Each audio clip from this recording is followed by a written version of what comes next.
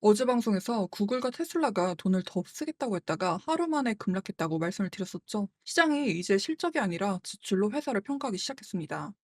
오늘은 바로 그 잣대가 반도체로 옮겼다는 걸 말씀드리고 싶은데요. 인텔이 15년 만에 최고 실적을 내고도 돈을 더 쓰겠다는 그 한마디에 8% 가까이 하락했습니다. 어제 구글이 걸은 길을 오늘 인텔이 그대로 걸은 겁니다. 그런데 정반대로 상승한 회사도 있었는데요. 바로 애플입니다. 이유가 뭘 것 같으세요? 애플은 사실 별 이유가 없었습니다. 돈을 안 쓴다는 거였거든요. 얼마 전까지만 해도 공격적으로 투자하는 회사가 칭찬을 받았었는데 이제는 아껴 쓰는 회사가 잘했다고 칭찬을 받는 겁니다. 그 덕에 오늘은 반도체가 무너지는데도 지수가 버텼는데요. 왜 이런 희한한 장이 나왔는지, 그리고 돈이 반도체를 떠나 어디로 갔는지 제가 지금부터 설명해 드리는 것만 따라오시면 오늘 마감한 미국장 다 알고 가실 수 있습니다. 나나의 경제 시선에서 놓치면 안 될 데이터를 확인하세요. 먼저 인텔 살펴볼게요.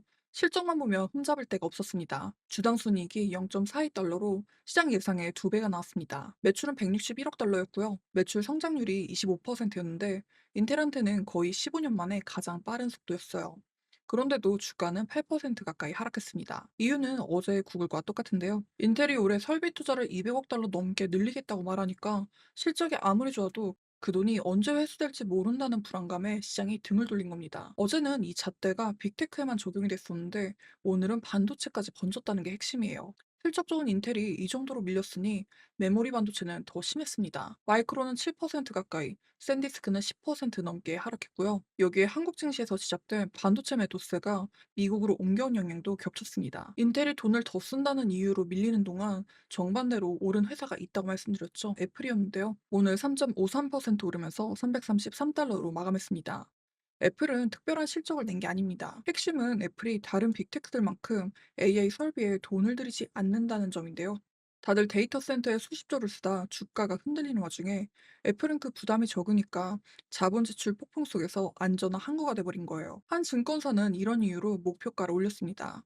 다른 곳도 잇따라 상향을 했고요. 다음 주 실적 기대까지 얹혔습니다. 며칠째 이어진 흐름이 여기서 정리됩니다. 시장은 AI에 공격적으로 돈을 쓰는 회사는 외면하는 추세를 보이고 있고요. 아껴 쓰는 회사한테는 매수세가 이어지고 있습니다. 며칠 전까지만 해도 프리미엄이던 공격적 투자가 이제는 애플 같은 절약형의 프리미엄을 몰아주는 쪽으로 뒤집힌 겁니다. 다만 애플에도 그늘은 있습니다. 애플은 중국에서 파는 아이폰의 AI를 알리바바, 바이두 같은 중국 회사에 맡기고 있는데 지금 미국이 중국 AI를 전방위로 압박하는 상황이거든요. 의회는 미국 기업이 중국 AI를 쓰는 걸 제한하자는 법까지 들여다보고 있고 애플과 알리바바의 제휴는 이미 국가안보 조사를 받고 있습니다. 오늘은 돈 안 쓴다는 이유로 애플에 매수세가 있었지만 애플의 AI 전략 자체가 미국과 중국 갈등의 한복판에 있다는 건 짚어둘 대목이에요. 그런데 여기서 헷갈리면 안 되는 것도 있는데요.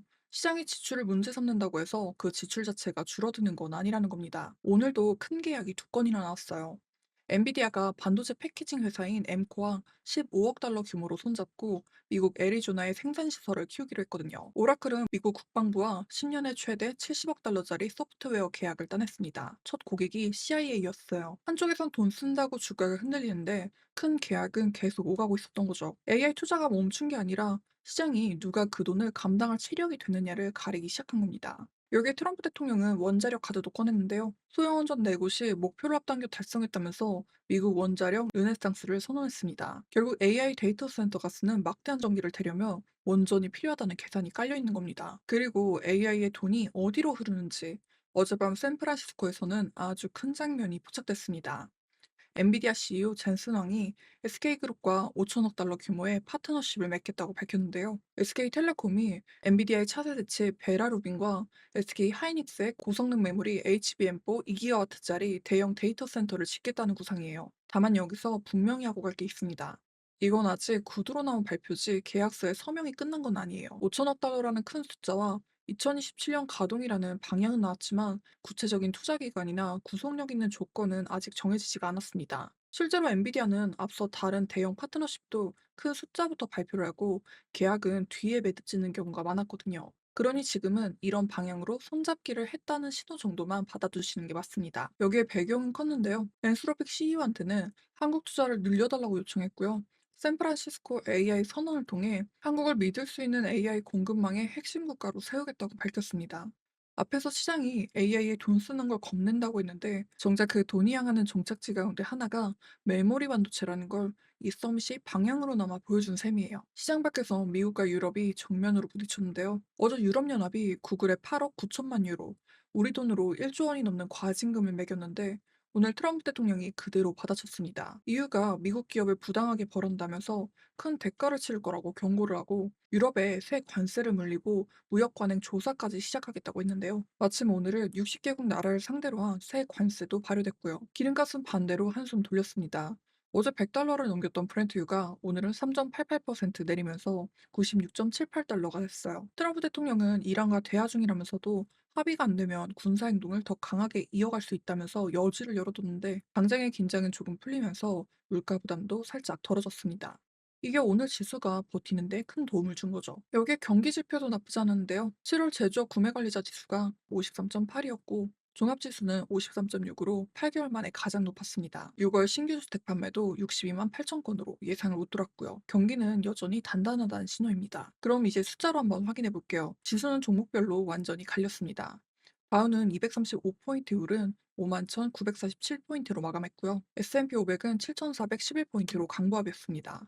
반면 나스닥은 24,975포인트로 0.64%가 내렸고요. 반도체 지수는 11,818포인트로 4.25%나 빠졌습니다. 애플이 지수를 더 받치고 반도체가 끌어내린 하루였던 거죠. 종목을 보면 대비가 선명한데요. 상승한 쪽은 앞서 말씀드린 애플이 앞장섰고요. 반대로 하락한 쪽은 인텔과 메모리 반도체였습니다. 이 셋은 계속 설명드렸으니 넘어가고요.